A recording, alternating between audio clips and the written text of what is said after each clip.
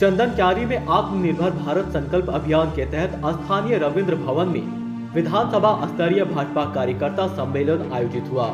मुख्य अतिथि के रूप में पूर्व नेता प्रतिपक्ष अमर कुमार बावरी ने कहा कि 2047 तक भारत को आत्मनिर्भर बनाने के लिए स्वदेशी उत्पादन और उपयोग को बढ़ावा देना जरूरी है। उन्होंने हेमंत सोरेन सरकार पर हमला बोलते हुए कहा कि 1 वर्ष पूरे होने के बाद भी राज्य विकास का रोड मैप तक नहीं पहुंच सका है। चंदन क्यारी में विकास कार्य ठप है और विधायक का कार्यकाल नेत्रालय में बदल गया है, जिससे ग्रामीणों को मिलने में मुश्किल हो गया है। कार्यक्रम में कई वरिष्ठ नेता भी मौजूद रहे।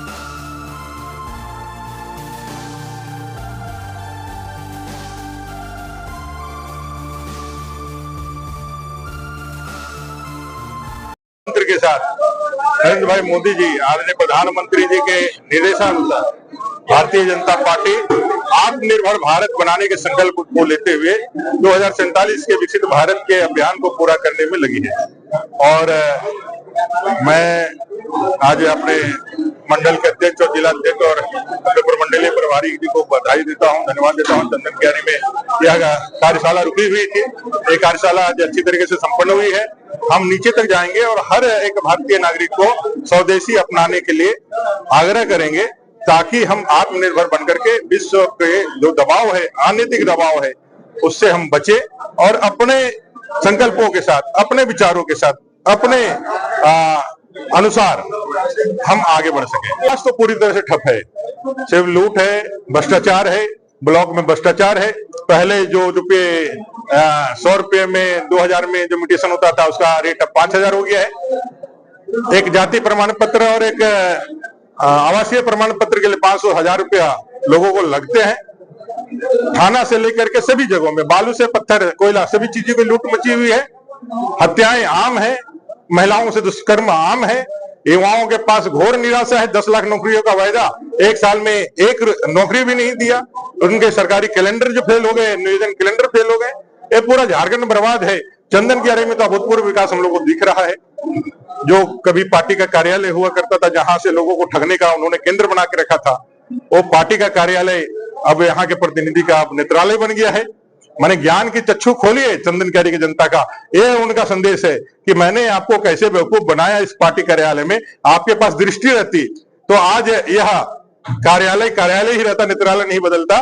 चंदन क्यारी की जनता को उन्होंने बड़े अच्छी तरीके से समझाने का प्रयास किया है। अब चंदन क्यारी की जनता को चाहिए कि भाई अपने विचार चक्षु को खोले और सही बात को पहचानने का काम करे। है बिहार की जनता को, बिहार की जनता ने उस जंगल राज को पूरी तरह से नकारा है।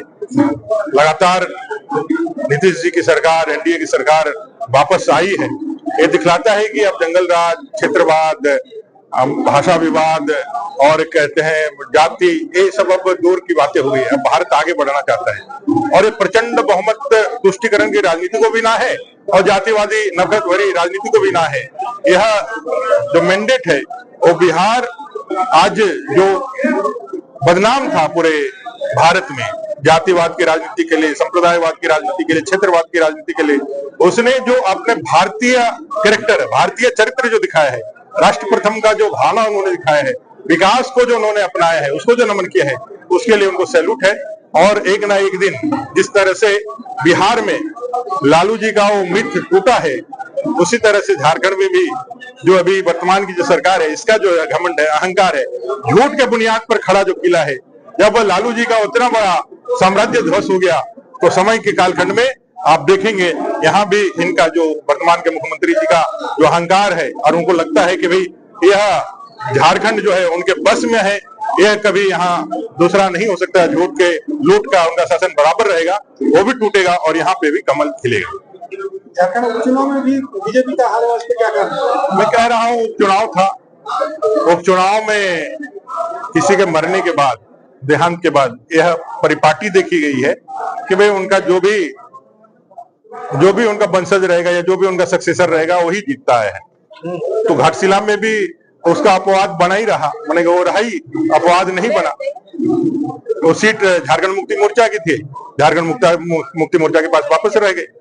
भारतीय जनता पार्टी पूरे नीचे तक जा करके फिर से अपने आप को तैयार करेगी और 2029 में मैंने कहा ना, बिहार में जिस तरह से लालू जी के उस जंगल राज, उस साम्राज्य का अंत हुआ पूरी तरह से, उसी तरह से यहाँ पर भी हेमंत जी का जो यह अहंकार और साम्राज्य, इसका भी अंत हुआ।